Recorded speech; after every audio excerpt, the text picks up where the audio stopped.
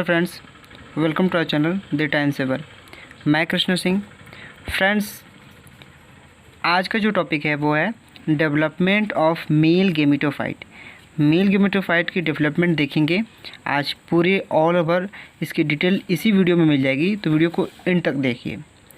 Video को शुरू करने से पहले मैं आपसे रिक्वेस्ट करना चाहूँगा कि अगर आप इस चैनल पर नए हैं तो चैनल को सब्सक्राइब कर लीजिए। अगर आप इस वीडियो को मेरे फेसबुक पेज पर देख रहे हैं तो पेज को लाइक कर लीजिए। चलिए शुरू करते हैं।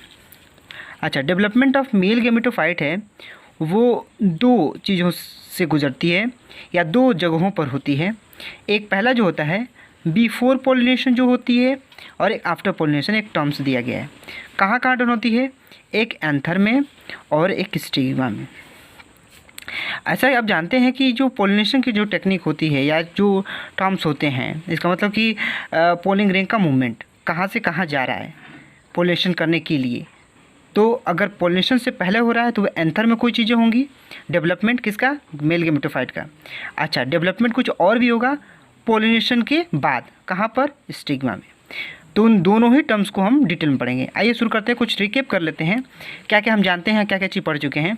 जैसा कि आप जानते हैं कि माइक्रोस्पोर मदर सेल, जिसे एमएमसी के नाम से जानते हैं, वो एक मियोटिक डिवीज़न करेगा और मियोटिक डिवीज़न करके माइक्रोस्पोर टेट्राड का फॉर्मेशन करेगा। जो बेसिकली कॉमन जो देखा जाता है एंजियोस्पर्म्स में, वो टेट्राहेड्रल स्ट्रक्चर पाई जाती हैं जो आपस में जुड़े रहते हैं। 1, 2, 3 और एक उस साइड 4 जो पोलिंग ग्रेन्स होते हैं, माइक्रोस्पोर्स होते हैं, वो चिपके रहते हैं।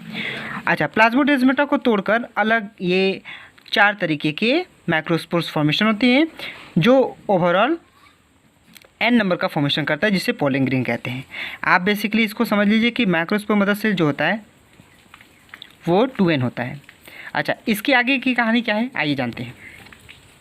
अच्छा, ये जो है एंड्रोसियम, आप देखिए एंड्रोसियम जो है एंथर, फिलामेंट या स्टाक, जो दो मेल पार्ट होते हैं, और ये फीमेल यानी गैनोसियम फीमेल। इसकी जो 3 मेन पार्ट स्टिग्मा, स्टाइल और ओवरी। अच्छा, जो पोलिन ग्रेन बना था उसकी स्ट्रक्चर्स कैसी दिखती है आइए देखते हैं। ये जो बाहर की स्ट्रक्चर्स आपको दिख रही है, रफ दिख रही है और बहुत ही हार्ड और रिजिड होती है, जिसे एक्साइन कहते हैं। और जब एक्साइन कहते हैं तो इसको जान लीजिए एक्साइन किस चीज़ से बनता है?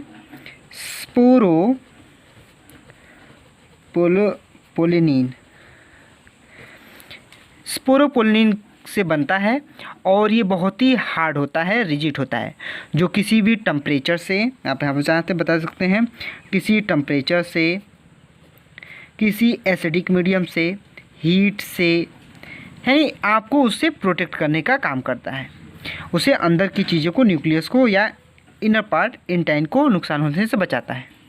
अच्छा, ये नीचे जो आपको इंटरनल पार्ट्स दिख रहे हैं पोलिंग रिंग के, वो होते हैं इंटाइन, जो कि बनता है सेल्यूलोज और पैक्टिन से।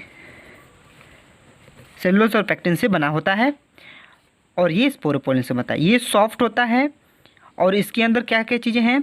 साइटोप्लाज्म है, उस साइटोप्लाज्म में वैक्यूल है और न्यूक्लियस है। इसको मैं इंडिकेट नहीं किया हूँ, मैं दिखा देता हूँ। ये न्यूक्लियस है, आपने जान लिया।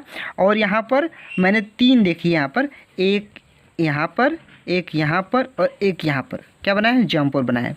आपका क्वेश्चन ये भी हो सकता है कि मैंने 3 ही जंप और क्यों बनाए हैं? तो इसका आंसर ये है कि एंजियोस्पर्मिक प्लांट्स में आपको जो डाइकोट प्लांट्स होते हैं वो उनमें 3 जंप स्पोर्स भी दिखते हैं। आपको कई सारे जंप स्पोर्स दिख सकते हैं, 3 नहीं 4 दिख सकते हैं, पर जो मोस्ट कॉमन डाइकोट प्लांट में होता है वो 3 ही जंप स्पोर्स आपको देखने को मिलेगा। यानी डाइकोट जो प्लांट्स होते हैं, पोलिंग ग्रेन्स होते हैं, उनमें 3 जंप स्पोर होता है। ठीक है। अच्छा, आगे देखते हैं।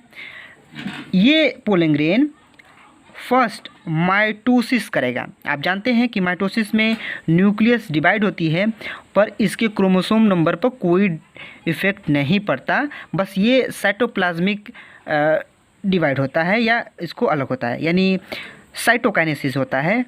काइरोकाइनेसिस में होता है पर ये इसके क्रोमोसोम नंबर पर कोई फ़र्क नहीं पड़ता, बस साइटोप्लाज्म एक डिवीज़न होता है जिसे साइटोकाइनेसिस कह सकते हैं। अच्छा, आगे देखते हैं। तो ये सॉफ्ट जो बाहर की लेयर है वो होगी।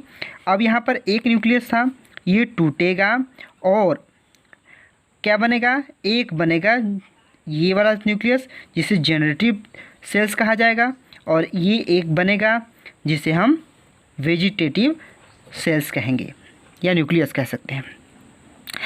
और ये जो जनरेटिव सेल्स है वो एंटाइन से अटैच होगा, एंटाइन से अटैच होगा और ये फ्लोटली साइटोप्लाज्म में फ्लोट करता रहेगा। उसके बाद देखेंगे क्या होगा। उसके बाद ये जो आपको एंटाइन दिख रहा था, ये एंटाइन जो एंटाइन से वही न्यूक्लियस या जनरेटिव सेल्स अटैच है वो फिर से साइटोप्लाज्म में फ्लोट करने लगेगा, यानी जनरेटिव और वेजिटेटिव दोनों ही साइटोप्लाज्म में फ्लोट करने लगेंगे। तो उस स्टेज को हम टू सेल स्टेज कहेंगे, यानी दो सेल्स का एक ही आपस में और एक ही जगह पर पाना है साइटोप्लाज्म में पाना ही टू सेल स्टेज कहलाएगा। अच्छा, ये सभी जो तीनों मैंने स्ट्रक्चर दिखाए हैं वो और कोई नहीं बल्कि यह एंथर में हो रहे हैं, यानी ये पॉलिनेशन की टेक्निक नहीं हुई है, अभी सिर्फ एंथर में ही सब डेवलपमेंट हुआ। अब देखिए नीचे का स्ट्रक्चर दिख पा रहा हूँ वो है आफ्टर पॉलिनेशन या स्टिग्मा में दिखा रहा है। अच्छा, स्टिग्मा पर आएगा, मैं आपको थोड़ा सा स्ट्रक्चर इस बाई साइड में दिखा देता हूँ, जैसे मैं इस साइड दिखा दूँ बनाकर। अगर ये स्टिग्मा है,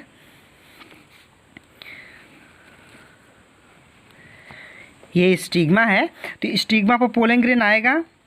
तो उसके लिए ज़रूरी ये है कि आपस में कॉम्बिनेशन, यानी पोलन ग्रेन अपने मैच करने वाले रिसेप्टिव को खोजता है, स्टिग्मा अपने रिसेप्टिव को खोजेगा और पोलन ग्रेन अपने रिसेप्टिव को खोजेगा। दोनों का रिसेप्टिव मैच करना चाहिए, अगर वो मैच नहीं करेगा तो वो फर्टिलाइजेशन या सिंगेमी का प्रोसेस नहीं हो पाएगा। तो ओवरऑल वो मैच करेगा तभी आगे प्रोसेस होगी। अच्छा, ये अगर मैच कर जाता है तो आगे की प्रोसेस क्या होगी, आगे की प्रोसेस ये होगी कि ये खास तरीके से फ्रूटी वाटर्स को रिलीज़ करेगा स्टिग्मा, ताकि उसे अटैच कर सके, न्यूट्रिटिव मटेरियल दे सके, ताकि वो कुछ समय के बाद अपने कुछ जर्म्स पोर से पोलन ट्यूब का फॉर्मेशन कर सके। तो आपको यहाँ दिख रहा होगा कि ये एंटाइन्स की बाहर जो एग्जाइन है उसमें एक जो तीन मैंने जर्म स्पोर दिखाए, एक दो तीन दिख रहा है, उसमें से एक जर्म स्पोर से क्या होगा, ये एंटाइन एक्सटेंड करेगी और बाहर की तरफ निकलेगी। तो निकलेगी तो आपको पता होना चाहिए कि ये जो वेजिटेटिव सेल है वही पोलन ट्यूब का फॉर्मेशन करती है। ठीक है, ये पोलन ट्यूब का फॉर्मेशन करेगी और नीचे की तरफ एक्सटेंड करेगी, रप्चर करके उसको एक्सटेंड की बढ़ाएगी। अच्छा, आगे देखते हैं स्टेज में क्या होगा। देख रहे हैं आप कि ये जो एग्जाइन है उसी तरह है, और यहाँ पर जिसमें बचा हुआ जितना यहाँ पर साइटोप्लाज्म इसके अंदर है, पर यहाँ पर साइटोप्लाज्म पूरी तरह से खाली हो गया है और ये जो पोलन ट्यूब का फॉर्मेशन हुआ है वहाँ पर सारे साइटोप्लाज्म आके इकट्ठा हो गया है। अच्छा, तो ये ऐसा क्यों हुआ, तो आपको पता होना चाहिए कि पूरे उनको सर्वाइवल के लिए साइटोप्लाज्म न्यूट्रिटिव मटेरियल प्रोवाइड करता रहेगा और इसमें जीवित रहेंगे और फर्टिलाइजेशन के लिए कैपेबल बने रहेंगे। अच्छा, ये क्या है, यहाँ पर लगा है कैलोस प्लग। क्या होता है कैलोस प्लग, दरअसल कैलोस प्लग वो होता है जब वो साइटोप्लाज्म बाहर अंदर से बाहर जो आया है ट्यूब में वो दोबारा रिटर्न होके इसमें न चला जाए, इसलिए कैलोस प्लग लग जाता है। यानी कैलोस की मेम्ब्रेन जो लगी रहती है बाहरी चारों तरफ, वो यहाँ पर प्लग का काम करती है और इसे रिवर्स ऑर्डर में साइटोप्लाज्म को जाने नहीं देती है। अच्छा, यहाँ तक बन गया। आपका क्वेश्चन ये भी हो सकता है यहाँ पर कि ट्यूब कितनी बड़ी होगी, पोलन ट्यूब का कितनी लंबाई लेंथ हो सकती है। तो ये डिपेंड करता है स्टाइल पर, यानी फीमेल पार्ट के दूसरे, यानी आपको मैंने यहाँ पर लिखा था स्टिग्मा स्टाइल और ओवरी, तो स्टाइल कितनी लंबी है, जितनी लंबी होगी ओव्यूल तक पहुँचने के लिए उतने ही पोलन ट्यूब का फॉर्मेशन होगा। अच्छा, यहाँ तक स्टेज पहुँचा तो फिर सेकेंड माइटोसिस होता है। सेकेंड माइटोसिस क्या है, आइए जानते हैं। जैसा कि आप दिख रहा है आपको कि ये जो आगे का जो लास्ट का जो आपको दिख रहा है बाहरी स्ट्रक्चर जिसे हम एक्साइन कह रहे थे और अंदर की इंटाइन कह रहे थे, ये पोलन टेन एक्सटेंड करके काफ़ी लंबा हो गया है। पर इस लंबे होने के साथ साथ कुछ और भी हुआ है। आपको पता था कि जो वेजिटेटिव सेल्स या ट्यूब सेल्स थी या पोलन ट्यूब का जो फॉर्मेशन कर रहा था वो आगे आगे चल रहा है, पोलन ट्यूब का फॉर्मेशन कर रहा है, और जो जनरेटिव सेल्स था वो डिवाइड करेगा। कौन सा करेगा डिवाइड? माइटोसिस करेगा। माइटोसिस का मतलब वो उसकी सेल्स की संख्या में चेंज होगी पर न्यूक्लियस में क्रोमोसोम की संख्या चेंज नहीं होगी, यानी माइटोसिस होगा, मियोसिस नहीं माइटोसिस। तो ये तोड़कर जो जेनेटिक सेल्स है वो दो में चेंज हो जाएगा, यानी 2 हैप्लॉइड मेल गैमेट का फॉर्मेशन करेगा। आपको पता है कि जो न्यूक्लियस कंटेनिंग जो अभी तक चलता आ रहा था वो कितना कंटेन कर रहा था क्रोमोसोम? n नंबर भी कंज्यूम कर रहा था। जैसा कि मैंने आपको पहले बता दिया था कि ये 2n से MMC से सीधे पोलन ग्रेन का n का फॉर्मेशन होता है। अब तक n ही चल रहा था, तो n से फिर दोबारा n चलेगा, तो क्या होगा? ये दोबारा फॉर्मेशन करेगा 2 हैप्लॉइड मेल गैमेट्स का। अच्छा, आप एक तरीके से ये भी कह सकते हैं कि ये जो 2 हैप्लॉइड मेल गैमेट्स का फॉर्मेशन किया, तो ये क्या रीज़न हो सकता है? तो ये बहुत रेयर केसेस में देखा जाता है। अगर ऐसा होता है तो ये डबल फर्टिलाइजेशन टेक्निक को करने के लिए होता है, यानी फर्टिलाइजेशन 2 बार हो। डबल फर्टिलाइजेशन अगर टेक्निक डन हो रही है तो ये किसकी वजह से हो रही है? या 2 हैप्लॉइड मेल गैमेट्स की वजह से हो रही है। अच्छा, आगे देखते हैं।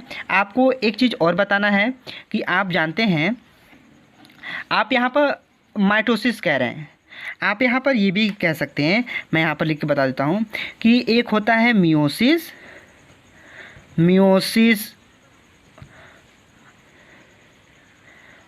फर्स्ट। तो मियोसिस फर्स्ट में 2n से n का फॉर्मेशन होता है, और मियोसिस सेकेंड में जो n का है ही संख्या में n होता है।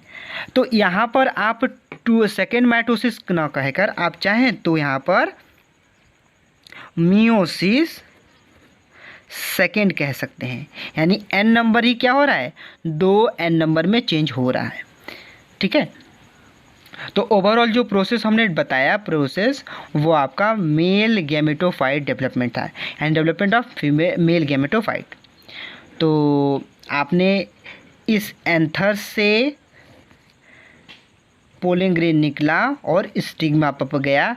ओवरऑल पोलन ग्रेन का डेवलपमेंट आपने इसमें और इस पर दोनों ही चीज़ें देख लिया कि कैसे वो ट्यूब का फॉर्मेशन करेगा और कैसे वो फर्टिलाइजेशन की टेक्निक तक पहुंचेगा। तो आई होप आपको ये वीडियो समझ में आया होगा। वीडियो अच्छा लगे तो वीडियो को लाइक कीजिए, शेयर कीजिए अपने दोस्तों के साथ ताकि वो भी सीख सकें। कोई कमेंट हो तो कमेंट सेक्शन में जाके कमेंट कीजिए। Thanks for watching.